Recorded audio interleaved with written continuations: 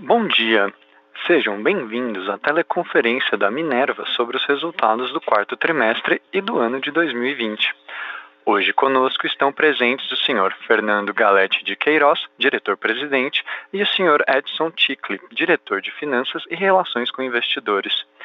Informamos que a apresentação é gravada e todos os participantes estarão apenas ouvindo a teleconferência durante a apresentação da empresa.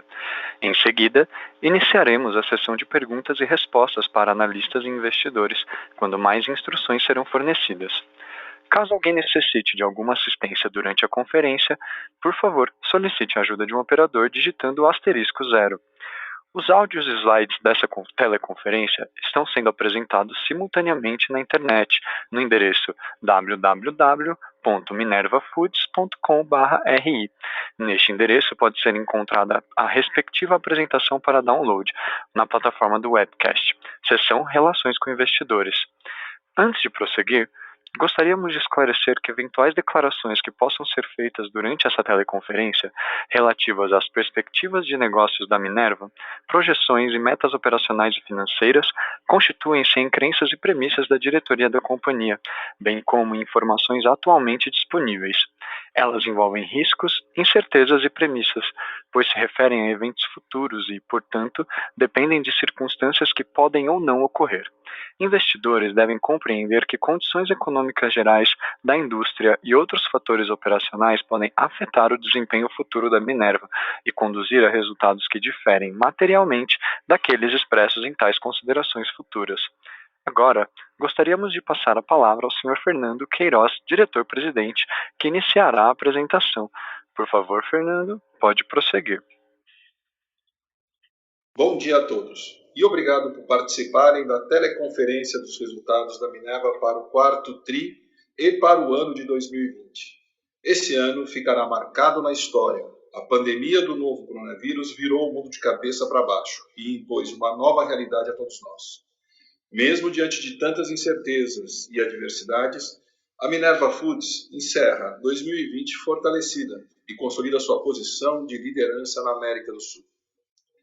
Desde o início da pandemia, a Minerva cumpre os protocolos mais restritivos para o tratamento e proteção dos seus funcionários, reforçando a segurança e atuando na prevenção e na proteção do nosso principal e mais importante ativo, nossos colaboradores.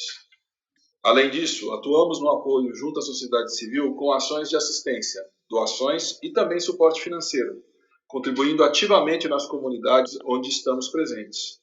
Até o momento, foram mais de 43 milhões de reais investidos em ações de suporte em todo o continente, inclusive junto ao Instituto Butantan, um dos produtores da vacina tão esperada e necessária para todos.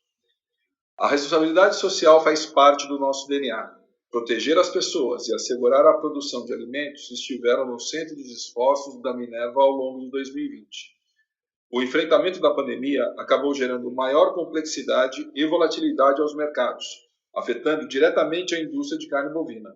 A nossa diversificação geográfica foi fundamental em 2020, reduzindo os riscos e ampliando oportunidades, reiterando a importância da nossa plataforma única de exportações a partir da América do Sul. Destaco a capacidade de arbitragem, acelerando e desacelerando operações, maximizando os resultados e neutralizando a volatilidade. Um dos principais destaques da Minerva ao longo dos últimos anos tem sido a disciplina da nossa gestão financeira, e em 2020 não foi diferente. Em um ano marcado por oscilações, o nosso modelo de gestão de risco foi essencial na proteção do nosso balanço e da nossa rentabilidade. Falando em rentabilidade, a geração de valor para o acionista foi uma das grandes realizações da Minerva em 2020. Com destaque para a nossa expressiva distribuição de dividendos, em um patamar superior a 500 milhões de reais, representando quase 80% do lucro do ano. Mesmo com tantos desafios, 2020 permitiu também grandes avanços na consolidação da nossa estratégia de longo prazo. Em 2020, evoluímos com iniciativas voltadas à inovação e ao consumidor final. O desenvolvimento de ferramentas de análise avançada de dados foi um. Outro foi a plataforma de comércio eletrônico e marketplace. E, finalmente, um braço de investimento em startups relacionadas à nossa cadeia de valor. Essa é mais uma iniciativa da Minerva para maximizar as oportunidades e avançar na criação de valor para o negócio. Aprimoramos também a nossa governança e gestão corporativa, com a implementação e atualização de diversas ferramentas e políticas de gestão, como as políticas de integridade, anticorrupção, destinação de resultados, remuneração e gestão de riscos, além da política de indicação e avaliação de desempenho da administração. Além disso, progredimos com o nosso projeto de atualização e consolidação da cultura corporativa da Minerva Foods, buscando sintonizar e integrar cada vez mais nossos valores e estratégia de negócios. Transparência, equidade, prestação de contas e responsabilidade corporativa são premissas fundamentais no modelo de negócio da Minerva. A esses esforços, somamos o compromisso e liderança da Minerva na agenda ambiental. Destaco o nosso amadurecimento em aspectos como a rastreabilidade dos nossos fornecedores. Somos a primeira e a única companhia do setor a utilizar o sistema de monitoramento em 100% do território brasileiro, um avanço que posiciona a Minerva Foods como líder no combate ao desmatamento ilegal. Ainda nessa teleconferência, o nosso diretor de sustentabilidade vai apresentar um pouco mais sobre as iniciativas e conquistas em 2020, além dos nossos novos projetos em ESG. Nos próximos anos, estamos trabalhando para aperfeiçoar ainda mais o modelo de negócio da companhia, com uma estratégia e gestão de negócios cada vez mais equilibrada e em consonância com nossos valores corporativos. As oportunidades são enormes no mercado global de carne bovina, que segue marcada pela oferta restrita dos nossos principais concorrentes e busca alternativa de fornecimento para este produto. No plano das exportações, continuamos com a abertura de novos mercados. Ontem, por exemplo, tivemos a abertura do mercado mexicano para a carne argentina. E isso eleva as nossas fronteiras comerciais e faz com que a penetração dos produtos da América do Sul seja cada vez mais importante e relevante. Além disso, eu destaco as oportunidades em nichos, onde o grau de customização que podemos ter na América do Sul nos coloca numa situação ímpar em qualquer mercado do mundo. Quero ressaltar que nos chamados mercados de alto crescimento, como na Ásia e Oriente Médio, e em particular o mercado chinês, os fundamentos da demanda por carne bovina seguem bastante sólidos e um apetite muito grande pelo produto, crescendo ano após ano, proporcionando excelentes perspectivas para os exportadores. No campo da gestão financeira, continuamos atuando em busca de uma estrutura de capital mais eficiente, menos onerosa e com menor perfil de risco, sempre mantendo nosso compromisso com uma alavancagem saudável e um balanço sólido. Vamos manter nosso foco na geração de caixa livre e na criação de valor para o acionista, dois vetores essenciais na condução dos nossos negócios e diretrizes primordiais dessa administração. E como não poderia ser diferente, em 2021 seguiremos comprometidos com a agenda de sustentabilidade, um caminho-chave em nossa estratégia e um dos principais pilares de vantagens competitivas da Minerva. Vamos agora passar ao slide 3 para dar início à apresentação dos resultados.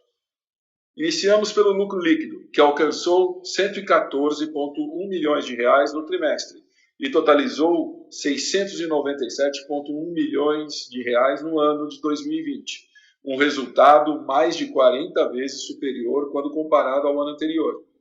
O resultado do ano é mais um passo na estratégia da Minerva Foods em gerar valor para o acionista. A companhia vem, trimestre após trimestre, entregando ao mercado exatamente o que foi prometido: a disciplina financeira, rentabilidade, fluxo de caixa livre e criação de valor para o acionista. Como resultado da boa performance operacional e financeira de 2020, a administração irá propor à Assembleia de Acionistas a aprovação de dividendos complementares no total de 384 milhões, ou 0,73 centavos por ação.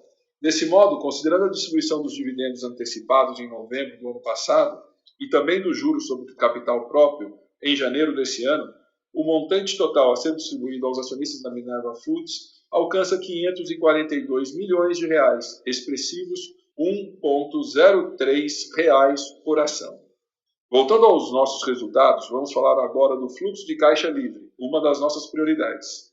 A geração de caixa foi positiva pelo 12º trimestre consecutivo, totalizando 32 milhões de reais neste período, após o resultado de hedge cambial e acumulando 1,9 bilhões no ano, ratificando a eficiência operacional e financeira da companhia. A receita bruta consolidada da Minerva foi de 6,1 bilhões de reais no quarto tri de 2020 e 20,6 bilhões no ano. Nesse contexto, destacamos a performance das nossas exportações, que responderam por aproximadamente 67% da receita bruta de 2020, como resultado da forte demanda internacional e da grande vocação da Minerva Foods na exportação de carne. Falando de rentabilidade, no quarto tri de 2020, o nosso EBITDA, mesmo diante dos desafios de mercado, totalizou 617 milhões de reais, com a margem EBITDA de 10,8%. No ano, o EBITDA da Minerva atingiu o patamar recorde de 2,1 bilhões, um forte crescimento de 22% ano contra ano e com uma margem EBITDA de 11%. Durante o ano de 2020, um dos grandes destaques da Minerva foi a solidez do nosso balanço. Encerramos o ano com a alavancagem medida pela dívida líquida da EBITDA em 2,4 vezes, bastante inferior na comparação com o múltiplo de 2019.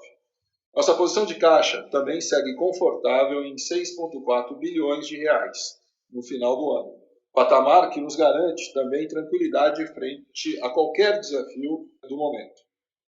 Assim como o pagamento de dividendos, a execução de nosso programa de recompra de ações é mais uma boa notícia para os acionistas da Minerva.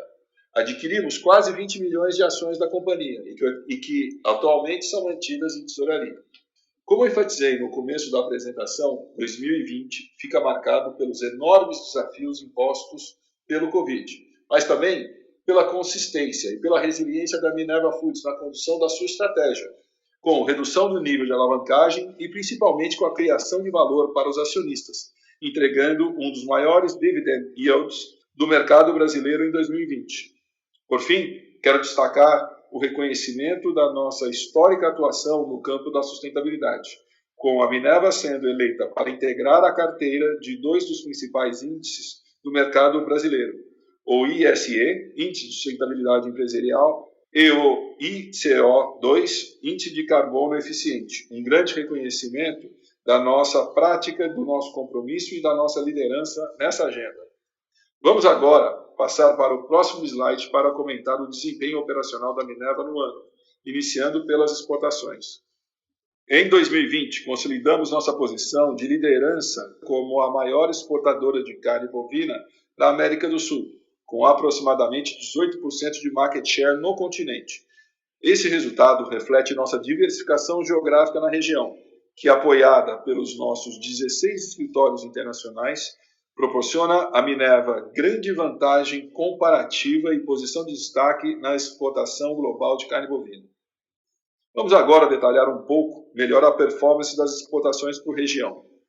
Na divisão Brasil, a Ásia respondeu por 53% da receita de exportação, um expressivo crescimento de 14 pontos percentuais comparados ao ano anterior. A Ásia também foi o principal destino das exportações de Athena Foods, no período respondendo por 36% do total exportado pela divisão. Vocês vão ver mais para frente que, consolidado a posição entre Minerva e Athena, houve uma maior diversificação de destinos para as nossas exportações. A performance das exportações deixa cada vez mais evidente a crescente demanda da região por carne bovina, em especial da China, mas também de outros importantes mercados na Ásia, como Indonésia, Tailândia, Filipinas, entre outros. Um movimento consistente e que deve acentuar ainda mais ao longo dos próximos anos. Para finalizar, é importante destacar que os fundamentos e as perspectivas de mercado continuam bastante sólidos. Temos uma conjunção de fatores bastante positivo para os próximos períodos, como a demanda por carne bovina bastante aquecida nos mercados emergentes, especialmente no Sudeste Asiático. Somamos a isso a situação do retorno do food service, que traz uma demanda adicional não computada nesse ano.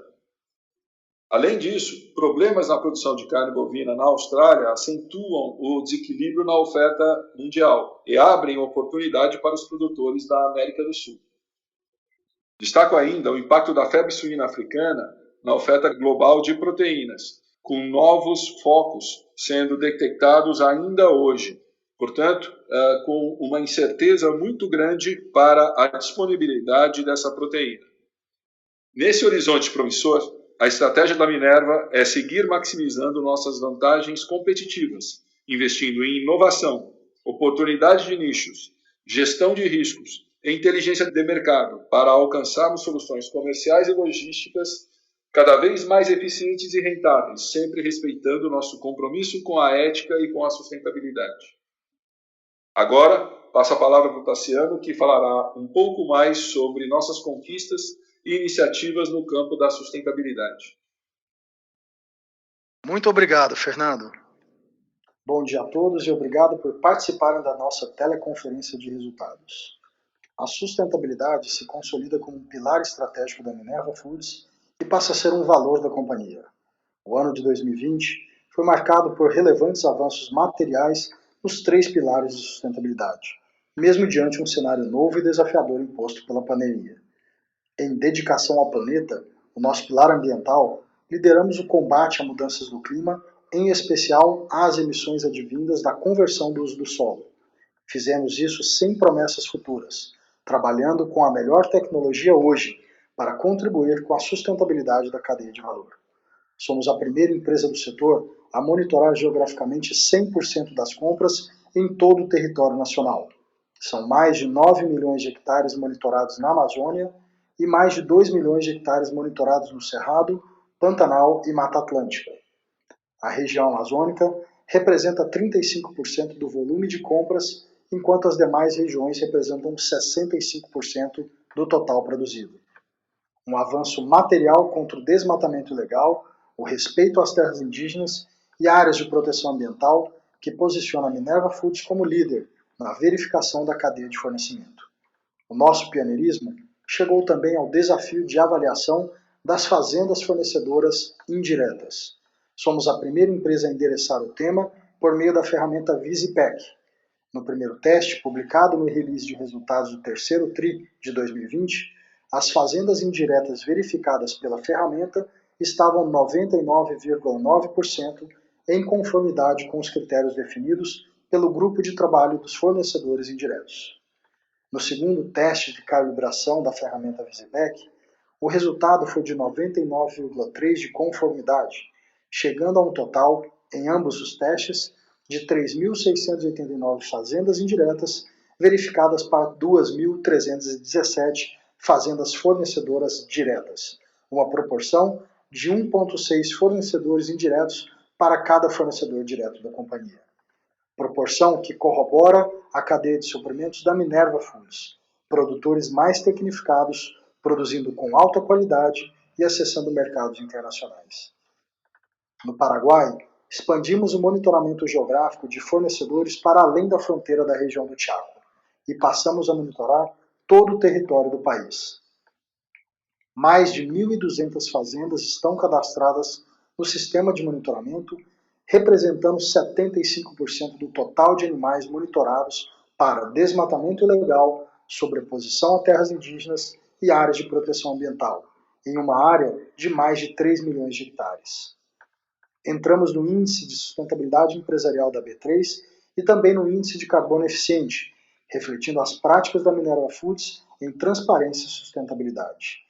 Ademais, nos mantemos com os melhores resultados na auditoria do Ministério Público Federal contra o desmatamento ilegal na Amazônia, processo que melhor reflete o real compromisso das empresas.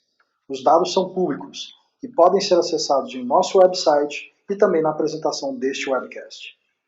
No pilar Prosperidade da nossa gente, agimos rapidamente para mitigar os efeitos da pandemia do novo coronavírus e já no primeiro trimestre de 2020 iniciamos um plano de contingência em todos os países, redesenhando processos, atividades e rotinas, em atendimento às diretrizes da OMS e autoridades locais. Garantimos a segurança e o bem-estar de colaboradores e terceiros em nossa cadeia de valor e atuamos junto às comunidades por meio da doação de mais de 42 milhões de reais em equipamentos de proteção individual, alimentos, equipamentos médicos e medicamentos, reiterando o nosso compromisso de proteção à vida. Garantimos os melhores indicadores em segurança e saúde do trabalhador para mais de 20 mil colaboradores em todo o mundo e apoiamos mais de 12 mil produtores em toda a América do Sul, levando a sua produção a clientes de mais de 100 países. Em qualidade do produto e respeito com a vida, o nosso pilar sobre segurança do alimento e bem-estar animal, mantivemos todas as operações no Brasil, Argentina, Paraguai e Uruguai certificadas pela norma internacional British Retail Consortium Global Standards. O programa de bem-estar animal da Minerva Foods vai além do cumprimento das legislações regionais e adota os padrões da North American Meat Institute e do regulamento 1099 da União Europeia, com média de atendimento acima de 99% nas certificações internacionais de bem-estar animal e investimento superior a R$1 milhão. Trabalhamos com transparência na gestão dos indicadores, tolerância zero para maus tratos e atos de negligência aos animais, tolerância zero para o uso profilático de antibióticos e hormônios de crescimento, além de muito treinamento em toda a cadeia de valor, chegando a mais de 460 treinamentos em 2020. No segundo slide, apresentamos o Plano 2021 com a orientação em avançar na produção de baixo carbono. Em parceria com a Way Carbon, faremos um plano de descarbonização de nossas operações, focado na eficiência ambiental das fábricas e também na matriz energética de fontes renováveis. Nosso objetivo é reduzir a pegada de carbono nos escopos 1 e 2, aquela relacionada diretamente às nossas operações, além de elaborar um estudo de pegada hídrica para também endereçar o tema. É importante destacar que, considerando a cadeia de valor, a conversão do uso do solo na produção é a atividade que concentra o maior risco relacionado a mudanças do clima. Nesse sentido, até o final do ano, a Minerva irá monitorar 100% das compras em todo o território paraguaio e iniciar o sistema de geomonitoramento na Colômbia. No Brasil, manteremos o monitoramento em todo o território nacional para 100% das compras e faremos a integração da ferramenta Visipec para verificação das fazendas fornecedoras indiretas na Amazônia até dezembro. Voltado ao apoio da cadeia produtiva, assinamos uma parceria com a Embrapa para estabelecimento de protocolos que visam avaliar o balanço de carbono e a biodiversidade de nossos parceiros, além de contribuir para práticas de produção que melhorem a produtividade e rentabilidade dos produtores. Vamos avançar com o mesmo objetivo em todos os países em que operamos, colaborando para a análise de dados primários que reflitam as práticas de sustentabilidade dos produtores parceiros da Minerva Foods. Lançamos o código QR para nossa linha Estância 92 de Minerva Angus, levando ao consumidor uma nova experiência que vai além da qualidade e sabor de nossos produtos. Ao escanear a imagem, o consumidor tem acesso a informações sobre a origem dos animais e o sistema de produção adotado, dados sobre certificação de qualidade, acesso aos resultados de auditoria de sustentabilidade, além de características dos cortes. Nosso plano é expandir o projeto a mais produtos e levar a informação também a nossos clientes internacionais. Direitos humanos também é uma pauta de extrema relevância para a Minerva e estamos elaborando uma matriz de risco completa em toda a nossa operação em parceria com o Instituto Terroir. Por fim, seguiremos engajados com a sustentabilidade da cadeia de valor de forma material, focado na redução de nossa pegada de carbono, na redução de nossa pegada hídrica e principalmente no combate às mudanças do clima. O empenho da Minerva Foods é demonstrado com resultados materiais hoje, contribuindo agora para a sustentabilidade do nosso planeta. Agora passo a palavra para o Edson, que vai dar continuidade à apresentação de resultados. Obrigado, Tassiano. Vamos iniciar a partir do slide 7. Vamos iniciar falando da performance operacional e do breakdown da participação das divisões na receita bruta da Minerva. No quarto tri, a divisão Brasil foi responsável por 53% do total da receita bruta gerada pela companhia, enquanto a Athena Foods respondeu por 40% e a divisão de trading 7%. Desde o trimestre anterior, a gente tem observado uma sensível melhora na produção das unidades do Brasil e, com isso, a taxa de utilização de capacidade da divisão aumentou em 6 pontos percentuais no semestre, encerrando o quarto tri em cerca de 69%, o maior patamar do ano. Na Athena Foods, rodamos com uma capacidade estável de aproximadamente 77%, amparada pelo crescente volume de exportações. Dessa forma, a utilização de capacidade consolidada da companhia ficou em torno de 73% no último trimestre. Como a gente já sinalizou anteriormente, esse patamar de utilização fica ainda um pouco abaixo do nosso nível histórico de 80%, mas deve ser alcançado ao longo dos próximos períodos com o arrefecimento da pandemia. Destacamos nossas exportações consolidadas por região, tanto para o quarto tri quanto para o ano de 2020. Como o Fernando já mencionou, a Ásia segue com grande protagonismo. No quarto tri, essa região correspondeu a 49% das exportações consolidadas e nos últimos 12 meses, o share do continente asiático totalizou 44% das exportações da Minerva, sendo a China o grande mercado, representando 34%. Para finalizar, no canto inferior esquerdo, como fruto da nossa eficiente execução operacional de uma estrutura de capital mais equilibrada, o nosso retorno sobre o capital investido segue se expandindo com consistência, tendo alcançado 25% no ano de 2020, o maior patamar dos últimos anos, que nos posiciona como referência no setor. Mudando agora para o slide 8, vamos começar com a receita líquida, que atingiu 5,7 bilhões de reais no quarto tri, forte expansão de 17% na comparação com o quarto tri de 2019. No ano de 2020, a receita líquida foi recorde, totalizando 19,4 bilhões, um crescimento de mais de 13% ante o ano anterior.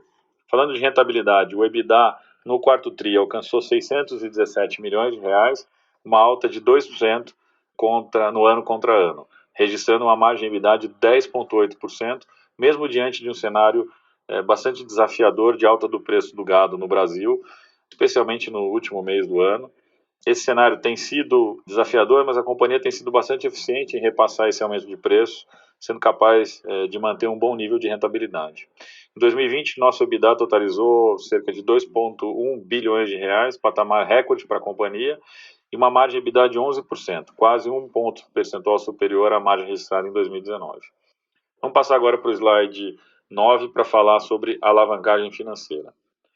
A alavancagem financeira medida pelo indicador dívida líquida EBITDA dos últimos 12 meses caiu para 2,4 vezes quando comparado com o final de 2019, mesmo considerando a apreciação de quase 30% do dólar frente ao real durante o ano de 2020. O atual nível de alavancagem da Minerva reflete o compromisso da administração na busca por uma estrutura de capital mais eficiente, menos onerosa e com menor perfil de risco. Vale dizer que isso é algo que a gente vem comunicando ao mercado desde o início de 2020, quando a gente concluiu o nosso follow-on em janeiro de 2020, e tem sido executada com grande foco por essa administração. Eu quero ressaltar que ainda temos cerca de 356 milhões de reais em warrants que devem ser exercidas e reforçarão o nosso caixa até o final de 2021. Assim que o exercício ocorrer, esses recursos entram para o caixa, e se a gente ajustar o caixa pelo efeito desses recursos, a alavancagem líquida da Minerva após esse exercício acaba reduzida para 2,2 vezes. Passando agora para o próximo slide, vamos falar de resultado líquido e fluxo de caixa operacional. O quarto tri foi mais um trimestre de resultados positivos, com o lucro líquido alcançando 114 milhões de reais após a apuração de imposto de renda e contribuição social, totalizando assim 697 milhões de reais no ano de 2020. Esse resultado reflete a nossa estratégia comercial, nossa estratégia financeira nos últimos anos, tendo o foco total na geração de caixa livre, controle de riscos e redução do endividamento. Esses pilares têm sido prioritários para a companhia e, obviamente, ajudaram muito nesse resultado de 2020.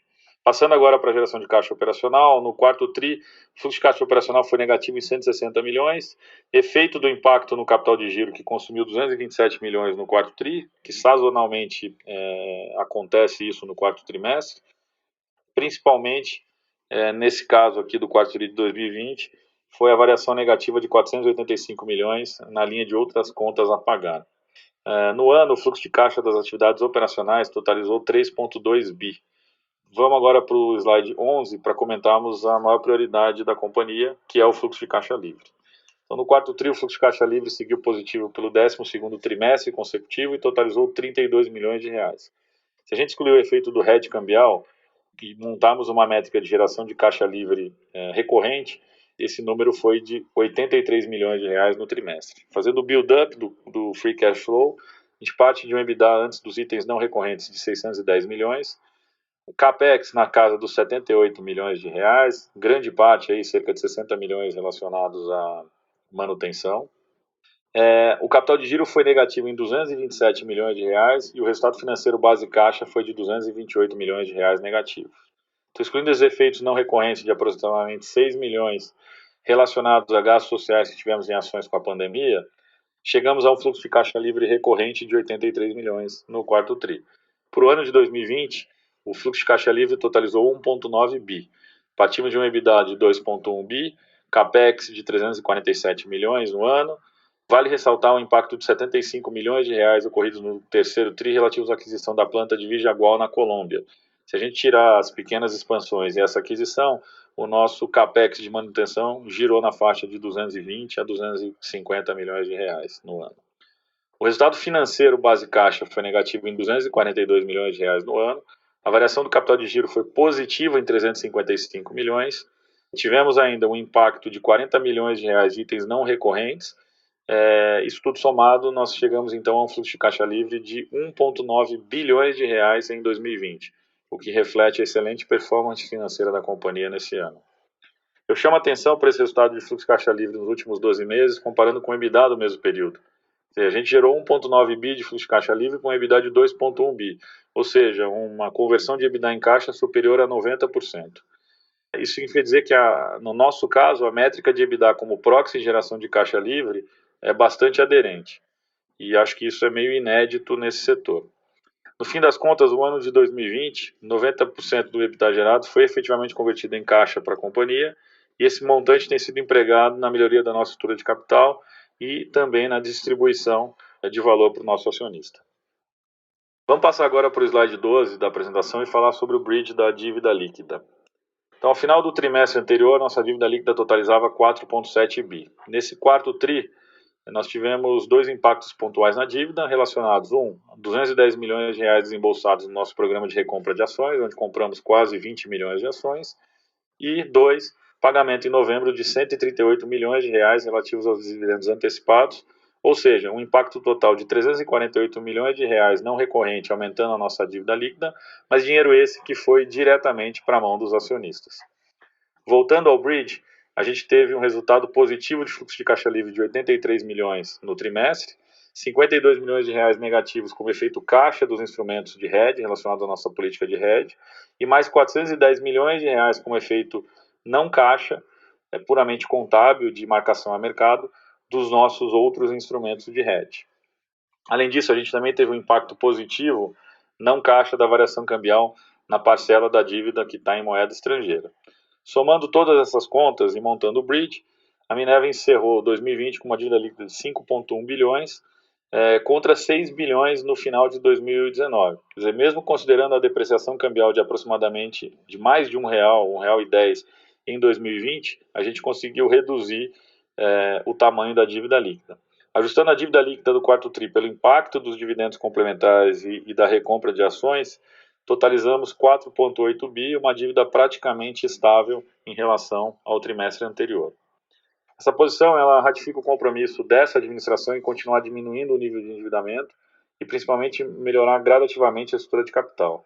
Nós tivemos upgrades recentes de Fitch e S&P da nossa avaliação de crédito e é resultado dessa constante busca pelo fortalecimento da estrutura de capital, redução da alavancagem, preservação da liquidez e principalmente consistência na geração de caixa livre, que reduz o perfil de risco da companhia e naturalmente reflete uma melhor perspectiva a médio e longo prazo, que acaba batendo na avaliação das agências de risco.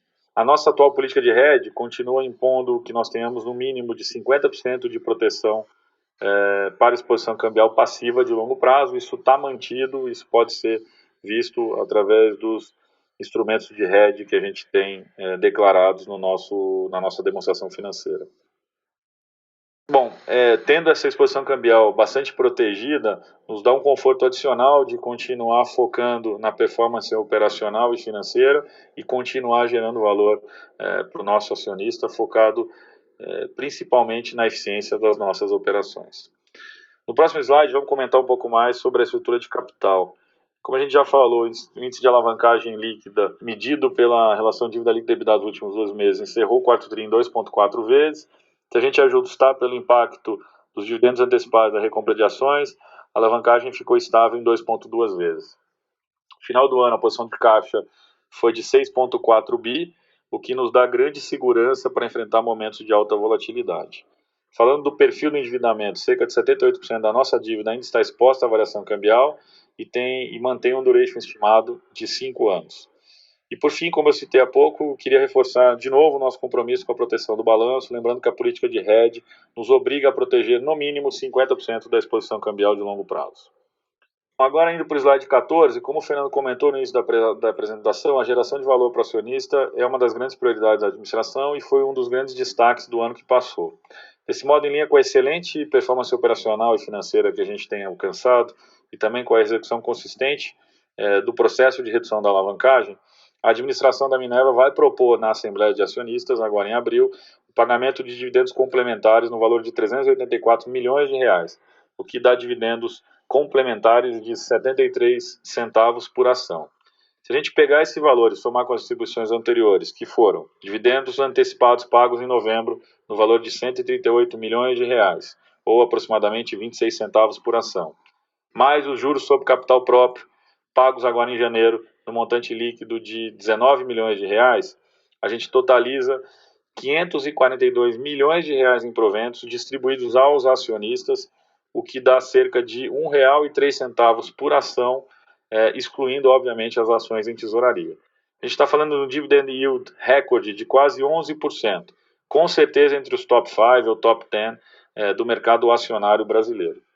Esse cenário só foi possível pela dedicação e esforço do time da Minerva nos últimos anos, e nossa prioridade sempre foi muito clara: priorizar a geração de caixa livre, reduzir a nossa dívida, reduzir o nível de alavancagem e criar condições para que a Minerva consiga distribuir valor de forma consistente e relevante para o seu acionista.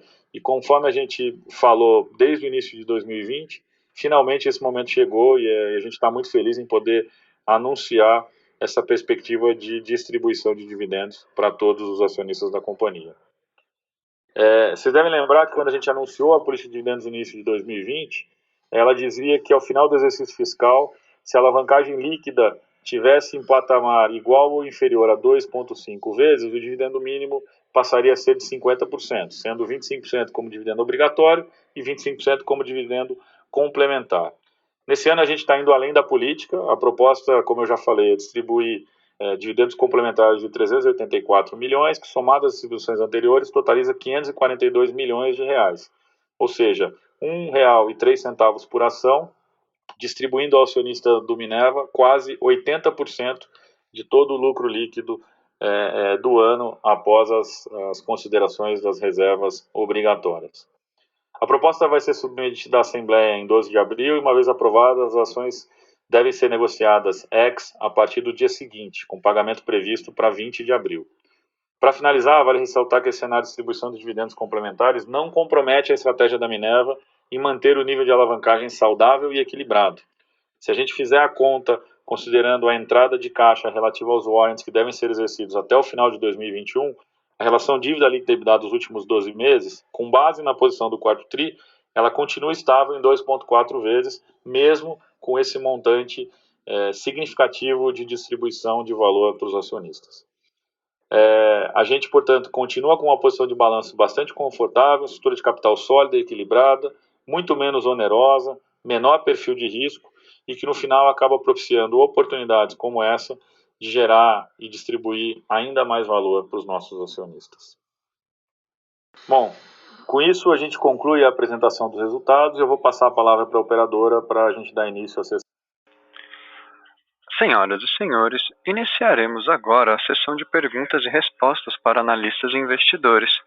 Antes de iniciar, informamos que as perguntas serão respondidas em português pelo telefone e webcast, em inglês apenas através do webcast.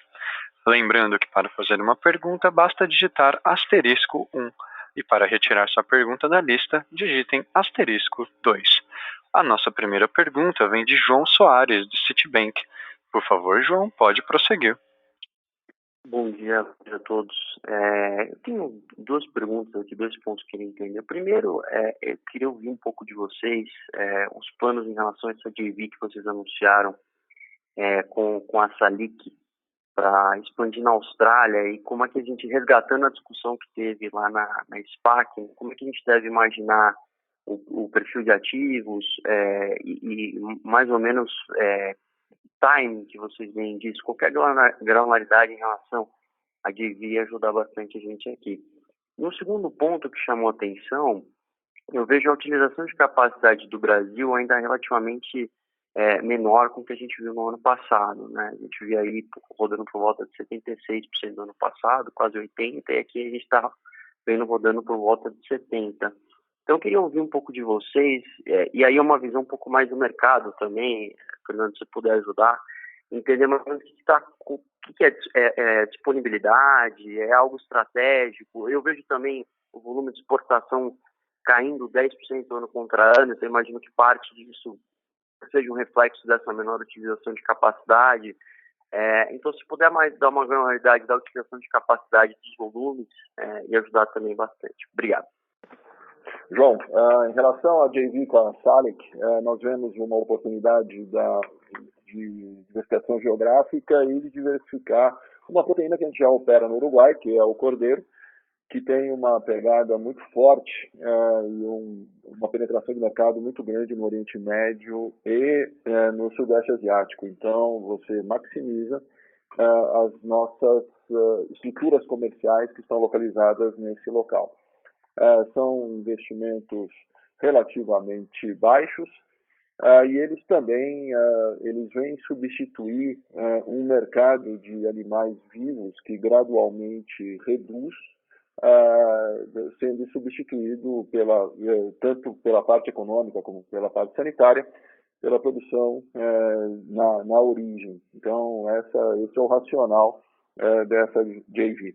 Em relação à exportação, você teve aí o mercado interno bastante mais forte, aí, o mercado interno de carnes ele surpreendeu no quarto TRI, sazonalmente ele já é mais forte no quarto TRI, mas você teve um crescimento bastante significativo, que teve vários fatores. A redução do abate, o que deu mais poder de precificação, especialmente no mercado interno. A exportação ela tem uma inércia maior, então a gente vê agora o efeito da exportação maior para esse primeiro semestre de 22. Então, esse primeiro trimestre de 21. Então, o que nós temos é semanalmente a decisão de onde alocar as nossas carteiras, né? E aí, devido a câmbio, mercado e tudo mais, essa decisão é tomada. Então, ela é uma decisão que ela foi fruto da forma mais eficiente de maximizar o retorno para o desmonte do gado. Então, isso que justifica esse valor do mercado interno. Agora, a destacar também o seguinte, que a arbitragem maior entre os países da América do Sul, ela também teve um efeito bastante grande. Então, uma das características da Minerva é essa diversificação geográfica que permite, independente do que acontece no mercado, de boi, de câmbio, de poder compensar uma origem versus a outra, acelerando uma e desacelerando outra quando necessário. Entendi, Fernando. E um follow-up, em relação a, quando a gente olha ainda no mercado de exportação, né, a gente vê que algumas regiões, né, claramente, até aqui a gente está vendo isso, né, essas questões de lockdown, né, diminuição da demanda de food service, né, então, assim, isso, imagino, então, no primeiro trimestre, você ainda continua vendo essa dinâmica, olhando lá para fora, ainda afetando esses volumes de exportação, né, só para entender um pouco como é que a gente está vendo aqui o curto prazo. Cada país uma realidade, João. Você tem o Sudeste Asiático já retomando forte o food. Você tem Oriente Médio também, alguns países bastante tranquilos, outros locais aí. Então é o seguinte, é difícil você generalizar, mas sem dúvida nenhuma, em geral, o food é o setor que mais sofreu e você vai ter a retomada total com os planos de vacinação que devem acontecer, especialmente nos países envolvidos, no segundo semestre, né? Então, você tem, assim, um potencial de aumento ainda maior do food. somar isso, se você coloca o cenário, acho que vale para todos os analistas, esse cenário de grãos, do que está acontecendo. Então, você tem uma pressão muito grande em soja e milho, o que está elevando o preço das proteínas concorrentes, o frango principalmente, que é bastante impactado, e o suíno, tanto na parte de custo, como a pressão da não resolvida crise da ASF, né? A China tentou vacinações, as vacinas parece que deram, na verdade, problemas, continuam aparecendo focos de ASF. Então, você tem um cenário bastante positivo para a carne bovina, não só no S&D mundial, mas em relação às proteínas concorrentes. Está super claro. Obrigado, Fernando. Bom dia. A nossa próxima pergunta vem de Isabela Simonato, do Bank of America. Por favor, Isabela, pode prosseguir. Bom dia, Fernando. Bom dia, Edson. Parabéns pelos resultados. Eu queria que vocês pudessem comentar um pouco como vocês estão vendo esse início de ano e a dinâmica para ao longo de 2020. Entendo que tem uma série de incertezas aí em relação ao próprio Corona Voucher, etc., mas se vocês pudessem comentar um pouco da dinâmica do ciclo e de precificação. Acho que chama a atenção o aumento de preço no mercado doméstico tri a tri, no quarto tri. Como que vocês estão vendo isso nesse início de ano? Obrigado. Bom dia, Isabela. Bom, a gente acha que esse ano a gente vai ter comportamentos bastante distintos entre os trimestres a seguir. Então, a gente está vendo um primeiro tri no mercado interno ainda muito suportado em termos de preço, quer dizer, aquele aumento que você viu no quarto tri, que normalmente a gente vê uma reversão no primeiro tri, essa reversão não está acontecendo. Eu acho que é muito em função dessa queda no abate, menor disponibilidade de carne no mercado interno e, de alguma forma, algum efeito ainda de auxílio emergencial, que pode ser que continue se prolongue por mais algum tempo. A gente está existe essa expectativa que isso possa continuar. Então, esse cenário deve manter o primeiro tri no mercado interno com os preços ainda bastante suportados. As exportações, normalmente elas ganham mais tração a partir de fevereiro, março. Portanto, vocês viram as estatísticas aí, janeiro e em fevereiro as exportações estão mais fracas do que no ano passado. A gente tem uma expectativa que elas comecem a melhorar a partir de março, em termos de volume, e aí a melhora de volume ela vai trazer também melhora de preço. Só que isso deve acontecer ao longo do ano. Então, a gente, sendo muito honesto com vocês, a gente acha que o primeiro e segundo tri desse ano devem ser um pouco mais fracos, e terceiro e quarto tri bem mais fortes, mais ou menos no nível do que a gente viu o ano passado, terceiro e quarto tri, primeiro e segundo tri, ao redor do que a gente viu ano passado, mas muito provavelmente mais fracos do que o ano passado, por algumas razões. Primeiro, a exportação ela vai demorar um pouco mais para reagir.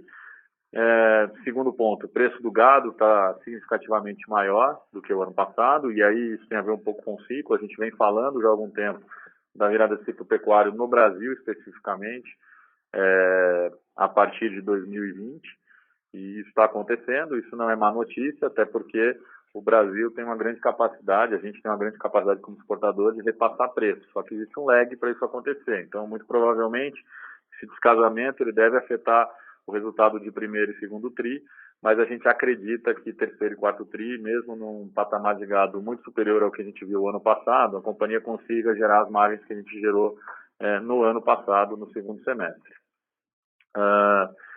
Dito isso, tem a questão das chuvas aqui no Brasil que atrasaram para começar, e isso acabou reduzindo ou atrasando a oferta de gado. Então, a oferta de gado de pasto, que deveria vir com mais força no mês de abril e maio, ela deve atrasar e deve ficar mais distribuída de maio a julho, em função desse atraso nas chuvas. Isso tudo contribui para um cenário de preço de gado mais forte, mais alto. Por outro lado, como eu disse, a gente tem um mercado interno muito suportado, como a gente normalmente não vê, e isso é uma grande surpresa positiva. E a gente vê as exportações também acelerando forte. O Fernando falou bastante de China, e vale chamar a atenção que a história de ASF, de mais focos de ASF, ela está começando a acontecer com mais força na China, e a nossa força comercial lá nos diz que os preços começaram a subir forte, e muito provavelmente a gente vai ter aumentos de preço em dólar na exportação para a China ao longo do segundo trimestre. Então, esse é o cenário que a gente trabalha. Pode ser que primeiro e segundo tri a gente tenha resultados talvez um pouco mais fracos, mas eles vão ser mais que compensados no terceiro e quarto tri do ano. Está super claro, obrigada. Lembrando que para realizar perguntas, basta digitar *1, ou se desejar remover sua pergunta da fila, digitar *2. A nossa próxima pergunta vem de Marcel Moraes, do Santander. Por favor, Marcel, pode prosseguir. Bom dia, Fernando. Bom dia, Edson. Parabéns aí pelos números. Eu gostaria de voltar nessa questão de disponibilidade de gado. Vocês comentaram bem a questão do Brasil, mas na Athena houve uma expansão, né, no abate de gado. Foi o primeiro número positivo desde o terceiro trimestre de 2019. Isso tem a ver com alguma melhora na disponibilidade, né, nesses países, ou está ligado ao fato de que vocês, enfim, aceleraram um pouco o Brasil e optaram por puxar um pouco os outros países para atender mercado externo? Quer dizer, qual que é o ambiente de disponibilidade de gado nos outros países? Obrigado. Então, você tem diferentes realidades em diferentes locais. Tá? Então, se você acompanhar o preço de gado, o Uruguai teve uma queda a partir de dezembro, mostrando uma maior disponibilidade. Paraguai também com uma maior disponibilidade, e vale destacar que nós fizemos um investimento na Colômbia, onde nós aumentamos também a nossa capacidade instalada para produzir na Colômbia, que tem uma sazonalidade inversa que tem no Brasil. Então, sim, isso mostra a capacidade de arbitragem e desarbitragem. Não é Athena versus Minerva Brasil, são países individuais que nós aceleramos ou desaceleramos. Grande parte do trabalho feito foi um checklist dentro da Minerva, todo um procedimento que permite que a gente acelere e desacelere as fábricas muito rapidamente, com o menor custo possível, e não é só a capacidade utilizada, é a velocidade que você consegue colocar mais capacidade ou tirar capacidade num mercado que a gente enxerga cada vez mais volátil. Uma das coisas que, completando o que o Edinho falou na pergunta da Isabela, é que a gente enxerga todo o mercado de commodities de carne bovina com uma volatilidade muito maior. Então, a rapidez, essa estrutura de diversificação geográfica que permita que a gente arbitre os mercados, tanto nas origens quanto nos destinos, elas são fundamentais para que a gente conviva num mercado mais volátil. E só reforçando essa questão do mercado volátil, você cada vez menos tem estoques reguladores no mundo, ou estoques carregados por clientes, o que deixa o mercado, o que vem reforçar a volatilidade. Então, o cenário que nós estamos preparando Minerva, uma das características que nós temos é a gestão de risco, é para um cenário mais volátil em 21. Perfeito.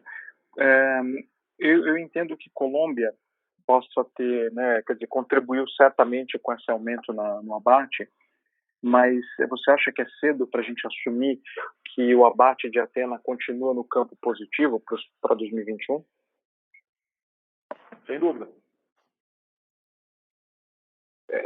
Tá certo. E a Argentina, se você puder fazer o mesmo comentário, como é que está a disponibilidade lá? Argentina, você tem uma situação de redução nesse momento do primeiro tri do abate.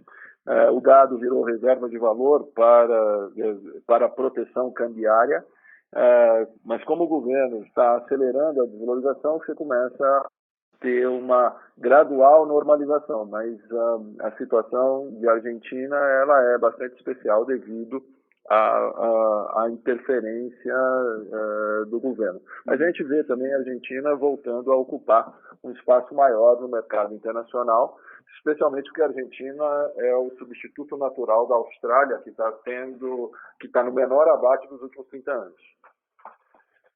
Perfeito. Obrigado, Fernando. Gostaria de passar a palavra agora para os palestrantes para responder as perguntas da webcast. Bom, a gente tem 3 perguntas da webcast. A primeira é do Antônio Carlos. Em relação ao volume de exportações e utilização de capacidade instalada, há alguma sinalização nesse começo de ano do retorno aos patamares de 2019? Quando pretende atingir esses patamares? Como a gente falou durante a apresentação, a gente está, trimestre a trimestre, gradualmente aumentando a utilização de capacidade. A ideia é que a companhia como um todo chegue perto de 80%, que era a utilização de capacidade pré-Covid. A gente essa utilização caiu de 80% para 71% e ela vem subindo gradualmente. Ela está hoje em 73%, 74% e ao longo do ano a gente espera voltar para esses patamares. Tudo vai depender também de como vai evoluir a pandemia e todas as medidas que a gente tem que tomar de distanciamento dentro das plantas. Mas está em evolução, está on track e deve acontecer até o final do ano. Outra pergunta do Felipe Frota. Gostaria de saber se existe expectativa de um novo programa de recompra de ações. Olha, quem decide sobre a recompra de ações é o Conselho de Administração. Nós, da administração, a gente faz a sugestão. Obviamente, pela quantidade de caixa que a companhia tem gerado e pelo preço que a gente vê das ações hoje bastante depreciado, faz todo sentido a administração propor a reabertura de um novo programa de recompra de ações. Ricardo Carneiro, tendo em vista a grande importância da China nas exportações, qual o cenário base de demanda de carne no mercado chinês? É um pouco do que eu já respondi para a Isabela.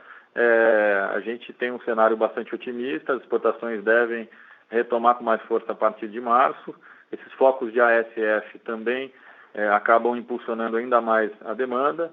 E todo o movimento secular de aumento da classe média, migração de hábitos de consumo, urbanização do país, faz com que o consumo de proteína, de proteína bovina, continue aumentando ao longo dos anos na China, e isso não deve deixar de acontecer em 2021. Então a gente tem um cenário base realmente positivo, de aumento de demanda, aumento de volumes e principalmente aumento de preços ao longo do ano. E a última pergunta que apareceu aqui, do José Pedro: a IPO de Athena Foods, existe essa perspectiva? Não, a gente já falou várias vezes, a gente não tem mais intenção nenhuma de fazer o IPO da Athena no curto e médio prazo, está descartado. Isso era uma das formas de acelerar a desalavancagem do balanço e também destravar valor. Com os resultados que a gente atingiu, a gente não tem necessidade nenhuma de estrutura de capital de fazer isso. A gente só vai pensar numa operação com a Athena Foods se for algo realmente que valha muito a pena do ponto de vista de geração de valor para os nossos acionistas. E a última pergunta, Roger, gostaria de saber se vocês acreditam ser possível manter de forma recorrente a conversão de 90% de EBITDA em fluxo de caixa para os próximos anos. Realmente 90% é um patamar extremamente elevado, mas se você olhar historicamente e fazer uma conta com a nossa estrutura de capital hoje em dia, uma dívida muito menos onerosa, um capex de manutenção bastante controlado e métricas de capital de giro que são benchmark no setor, eu diria que a gente consegue manter a conversão EBITDA caixa acima de 60%, nesse range de 60% a 90%. Lembrando que para realizar uma pergunta, basta digitar *1. Para se retirar da fila de perguntas, digitem *2. Não havendo mais perguntas, encerramos nesse momento a sessão de perguntas e respostas. Gostaria de passar a palavra ao Sr. Fernando Queiroz para as considerações finais. Por favor, Fernando. Muito obrigado. Gostaria aqui de reforçar o meu grande agradecimento para a equipe do Minerva. Se nós olhássemos o que foi o final do ano passado e o que foi o final de 2020, o final de 2019 versus 2020, nós transformamos a Minerva, nós mudamos a companhia num cenário extremamente diferente que foi durante a pandemia. Isso permitiu que a gente se unisse mais, que a gente se alinhasse mais e que nós pudéssemos, então, entregar estes resultados que vocês estão vendo. Então, aqui, eu queria realmente dar um destaque especial para toda a equipe, pelo trabalho, pela dedicação, pela garra, pela resiliência que foram fundamentais no ano de 2020. Então, muito obrigado, equipe, muito obrigado a todos. Para 2021, eu gostaria de destacar que o compromisso da Minerva de geração de valor para o acionista continua. Não vai ser um ano simples, estamos num território desconhecido, com países em diferentes estágios de vacinação, diferentes estágios de desenvolvimento e de impacto econômico. Então, nós vamos ter bastante volatilidade, o que nós aprendemos dentro da Minerva a transformar essa volatilidade em valor. Então, estamos preparados para isso, especialmente suportado por essa equipe tão aguerrida, tão preparada para isso daí. E reafirma aqui o nosso compromisso de geração de valor para os acionistas. Agradeço o interesse de todos pela Minerva. Nós estamos à disposição aqui, toda a equipe, para esclarecer dúvidas e estar cada vez mais perto de vocês com a transparência, com a clareza de como que a gente está conduzindo os negócios. E, finalmente, eu destaco todo o trabalho de cultura que a gente está fazendo, todo o trabalho de alinhamento para essa nova realidade, deixando a Minerva cada vez mais moderna, cada vez mais inovadora, e estando sempre à frente do que acontece nos mercados. Muito obrigado. A teleconferência da Minerva está encerrada. Agradecemos a participação de todos e tenham um bom dia. Podem se desconectar agora.